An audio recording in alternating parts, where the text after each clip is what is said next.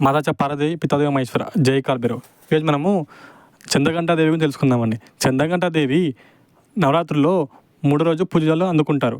దుర్గాదేవి నవరాత్రుల మూడో రోజు చంద్రఘంటాదేవిగా అందరికీ దర్శనమిస్తారు. అయితే చంద్రఘంటాదేవి గురించి తెలుసుకుందాం. చంద్రఘంటాదేవి చాలా ప్రసన్నురాలు, అలాగే త్వరగా పలికే అమ్మవారు. అమ్మవారు ఎప్పుడు కూడా యుద్ధ ముద్రలో ఉంటుందండి. అమ్మవారికి 10 చేతులు ఉంటాయి. అమ్మవారు దశభుజి అనగా 10 చేతులు ఉంటాయి.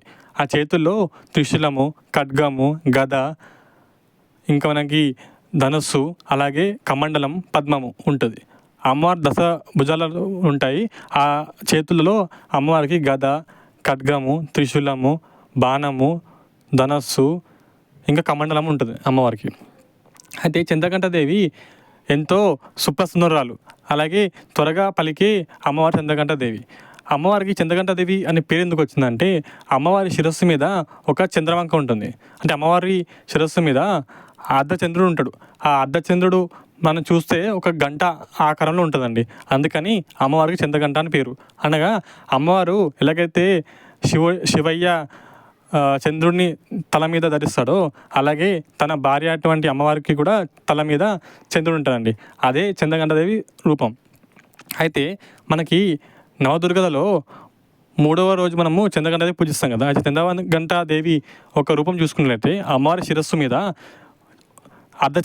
అర్ధచంద్రాకారంతో ఉంటాడు చంద్రుడు. అయితే అది చూస్తే ఎలా ఉంటుందంటే ఒక గంట ఆకారంలో ఉంటుంది. అందుకని అమ్మవారికి చంద్రఘంట అని పేరు. ఇంకోటి, అమ్మవారు ఎప్పుడు కూడా భక్తులకి అభయముద్ర, వరద ముద్రతో అమ్మవారు దర్శనమిస్తారు. కానీ అదే దుష్టశక్తులకి అమ్మవారు త్రిశూలము, ఖడ్గము, ధనస్సు, బాణము, గదతో యుద్ధంలో సిద్ధంగా ఉన్నట్టు ఉంటుంది. దీన్ని చూసి శత్రుల గుండెలో దడ అనేది పుడుతుంది. ఇంకోటి, అసురులు, రాక్షసులు అందరూ కూడా అమ్మవారిని రూపం చూసి భయభ్రాంతులు చెంది ఎన్నో గ్రహాలు దాటి పారిపోయిన సన్నివేశాలు ఉన్నాయి. అంటే మనకి దేవతలు అసురుల యుద్ధం ఉంటుందండి. అప్పుడు భగవతి దుర్గామాత చంద్రఘంటాదేవి రూపం ధరించి యుద్ధభూమిలో ప్రవేశం చేసినప్పుడు అక్కడ ఉన్న అసురులు అమ్మవారి రూపం చూసే చాలామంది దాదాపు చాలా మాటికి అసురులు కూడా అమ్మవారి రూపం చూసే భయభ్రాంతులు చెంది యుద్ధభూమి నుంచి పారిపోవడం అనేది జరిగింది. ఇంకోటి, అమ్మవారు శుక్రుడు ఉంటుంది కదండి, వీనస్. మనకు నవగ్రహాల్లో శుక్రుడు ఉంటాడు, వీనస్. ఆ శుక్రగ్రహానికి అధిదేవత మన చంద్రఘంటాదేవి. అంటే చంద్రఘంటాదేవి శుక్రగ్రహానికి అధిదేవత. అందుకని మనకి భోగభాగ్యాలు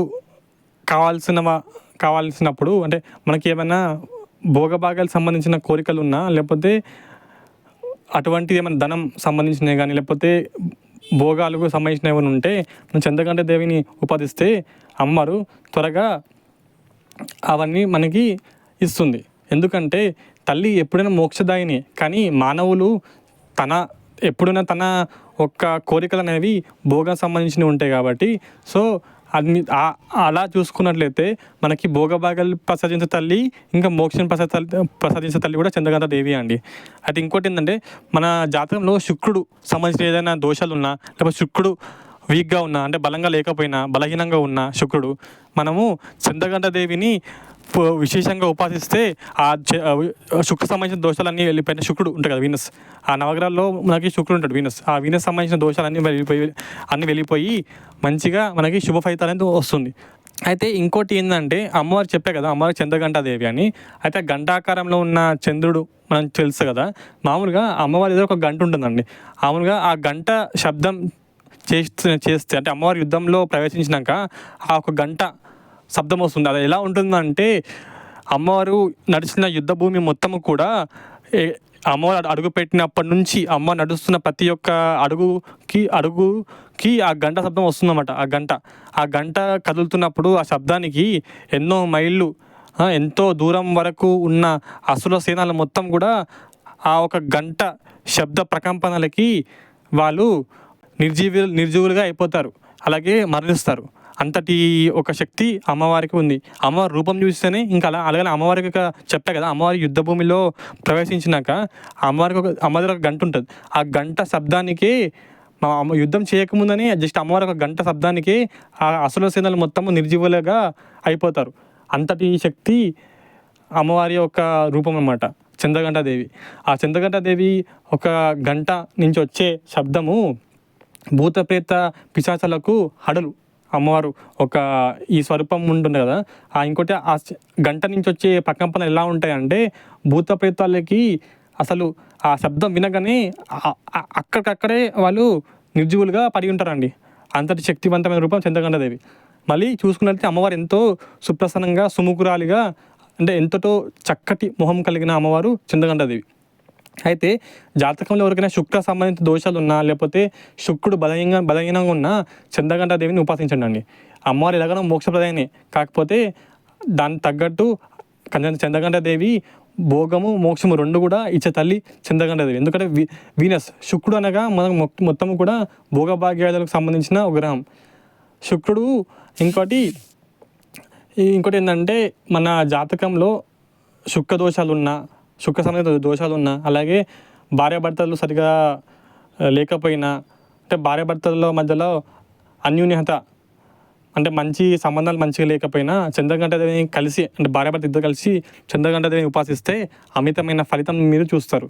ఇంకోటి చక్కటి యొక్క దాంపత్య జీవం అనేది మీరు ఉంటుందండి.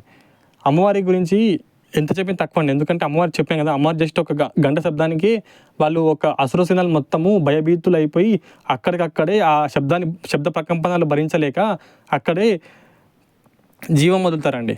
అంతటి శక్తివంతమైన తల్లి చంద్రఘంటాదేవి. అమ్మవారు చాలా సుముఖురాలండి, అంటే చక్కటి మొహం కళ్ళగా ఉంటుంది. ఇంకోటి అమ్మవారి బాడీ నుండి మొత్తం కూడా బంగారు కాంతులనే చిమ్ముతూ ఉంటుంది. అంటే అమ్మవారు రూపం చూస్తే ఎలా ఉంటుందంటే అమ్మవారి బాడీ మొత్తం కూడా ఒక బంగారు కాంతి అనేది వస్తుంటుంది అమ్మవారి బాడీ నుండి. అదని తెలుసుకున్నా చంద్రఘంటాదేవి గురించి. నమ పార్వతీపతే హర హర మహాదేవ శంభో శంకర.